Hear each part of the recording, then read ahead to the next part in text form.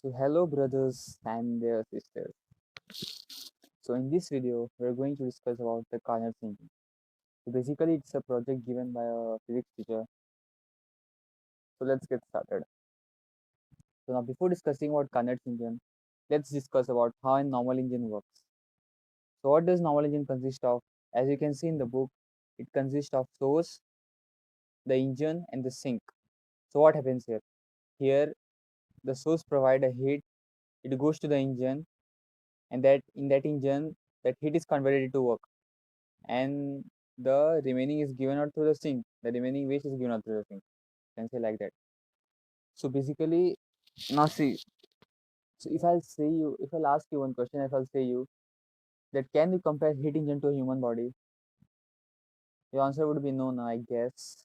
So basically, yeah, we can compare the engine to a human body. So how does an human body works? So in human body, what we do? We give a food.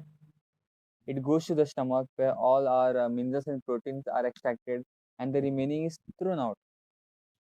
See, in human body, food we require to survive, and in the motor car, petrol acts as in fuel to run. So yeah, there's a comparison we can do. That's how physics works. So now without any further delay, let's discuss about Carnot's engine. So Carnot's engine, we can study the Carnot's through engine through a Carnot cycle. So what it is? So Carnot cycle, it is as you can see, it is written, it is an ideal heat engine cycle, and it was discovered by Sadi Carnot. And he was a French physicist. Now, what does Carnot cycle consist of? It consists of four reversible processes. In addition to that, it is perfect engine, which means that there is no friction between the piston and cylinder, and there is no heat transfer between system and surrounding. So piston will look somewhat like this. It means there is no friction between the piston and the cylinder, and there is no heat transfer between the system and surroundings. That consists of that makes the cycle. So now let's discuss about the cycle, how it works. We'll discuss it through a graph. Uh, so basically, as you can see that 1 2 3 4 is written. So it consists of four processes: 1 to 2, 2 to 3, 3 to 4, and 4 to 1. So let's discuss about process 1 to 2. So process 1 to 2 is called isothermal expansion. What does that mean? Iso means same, thermal means no change. That means there is no change in temperature, or you can say temperature is constant. So let's discuss it through a diagram. As you can see, here is a cylinder and there is a piston into that, and heat source is supplied.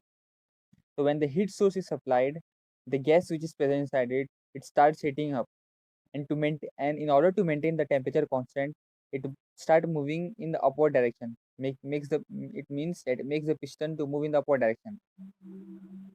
That is isothermal expansion. And as graph you can see that here, this is P, this is V. What happens? Your volume is increasing and your pressure is decreasing. As you can see, if piston start rising up, that means your volume is increasing and your pressure is obviously decreasing. Now let's discuss about the second process. This process 2 to 3. So process 2 to 3 is adiabatic expansion. So what does that mean? See, adiabatic means that there is no heat transfer between the system and surroundings, which means all change in temperature is contained within the system. So what does it happens? Means through a diagram we'll see. So this is cylinder piston, as you can see that, and this is insulated. That means there is no exchange of heat between the system and surrounding. So what does that mean? That means that there is, you see, as a definition, we can see that there is no heat transfer between the system and surroundings, which means that the temperature which is present is within the system. And you should know. I mean, all temperature which is present inside the system is just within the system, and it can't skip out. Through a graph, if you see that this was a process 1 to 2, and this is process 2 to 3. So what is happening in this? volume is increasing, obviously, and pressure decrease. What is volume increasing? See, the temperature which is present inside it now, that helps in making the piston to rise in upward direction. That's why your volume obviously will increase and your pressure will decrease. So, so now let's discuss about process 3 to 4. That is called isothermal compression. Through definition, you can understand compression means what? Obviously, your volume decreases and pressure increases. Same thing. Now here piston is compressing the heat. Compressing the air which is present here. So if you compress the air which is present here, obviously it will escape through heat sink,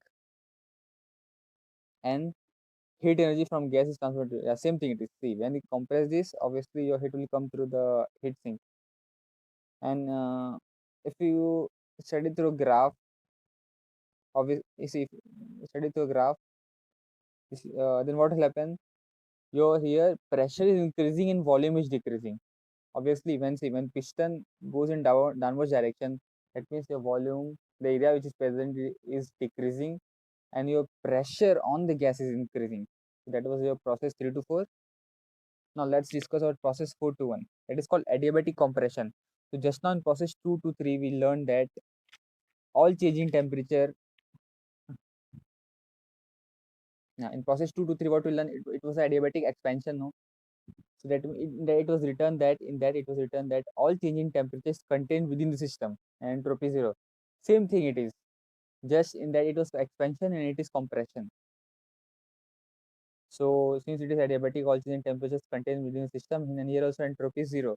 If you see according to the diagram, this is a piston, gas present, it will compress, but here there is no exchange of gas between the system and surrounding.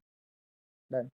And through a graph, if you see that this is a process 1 to 2, 3 to 4, and 4 to 1. So what's happening here? Your volume is decreasing. Obviously, your piston is moving in downwards direction, and your pressure is increasing. So that was a complete cycle. So now the question is, why Carnot cycle is more efficient cycle?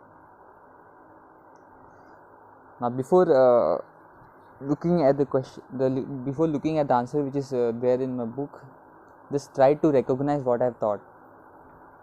Why it is a most efficient cycle? So the answer is, it's a perfect engine and the process are reversible. So what does perfect engine means? Perfect engine means that there is no friction between the cylinder and the piston, which we learned already. And process are reversible. That means just now we have seen through a graph that process are reversible. That means through the cycle we just now we saw, it makes the complete cycle 1 to 3, 3 to 4, and 4 to 1.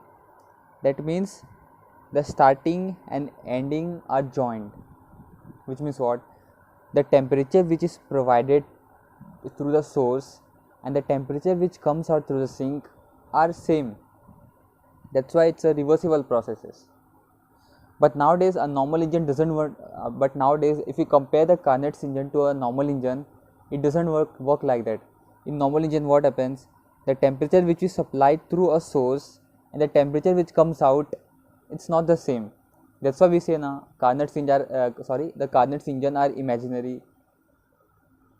And yeah, that was the full topic today. We discussed about Carnot's engine.